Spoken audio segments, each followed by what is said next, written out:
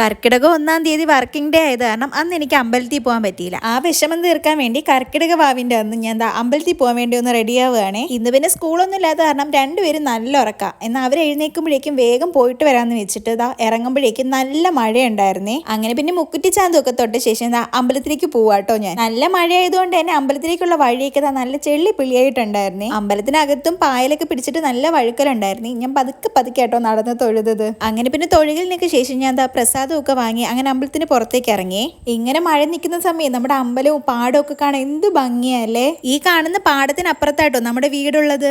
അമ്പലത്തിൽ പിതൃതർപ്പണമൊക്കെ നടക്കുന്നുണ്ടായിരുന്നേ. നമ്മൾ ചെന്ന സമയമായപ്പോഴേക്കും ഏകദേശം കഴിഞ്ഞിട്ട് ആൾക്കാരൊക്കെ പോയിട്ടുണ്ടായിരുന്നേ. രാവിലെ അമ്പലത്തിൽ തൊഴാൻ വരുന്നവർക്ക് ഉപ്പുമാവും കട്ടൻ കാപ്പിയൊക്കെ ഉണ്ടായിരുന്നേ. നമ്മൾ പിന്നെ അതൊക്കെ വാങ്ങിച്ച് കഴിച്ച ശേഷം വീട്ടിലോട്ട് തിരിച്ചെത്തിയേ. ഞങ്ങളുടെ വയറ് മാത്രം നിറഞ്ഞാൽ പോരല്ലോ, പിള്ളേരുടെ വയറ് നിറയണമല്ലോ. പെട്ടെന്ന് തന്നെ ഉള്ളിയും പച്ചമുളകും ഇഞ്ചിയും വെളുത്തുള്ളി ചതച്ചതും തക്കാളിയും മുളക് പൊടിയും മല്ലിപ്പൊടിയും മഞ്ഞൾപ്പൊടിയും ഗരം മസാലപ്പൊടിയും ഒക്കെ ഇട്ട് മൂപ്പിച്ച ശേഷം വേവിച്ച പയറും ഒക്കെ ഒഴിച്ച് ഒരു പയറ് കറി ഉണ്ടാക്കി. പിന്നെ കൂടെ കഴിക്കാൻ ചിരട്ടപ്പൂട്ടും ഒക്കെ ഉണ്ടാക്കി പിള്ളേർക്ക് കൊടുത്തു. അപ്പൊ ഇന്ന് അത്രയേ ഉള്ളൂ. Tata bye bye.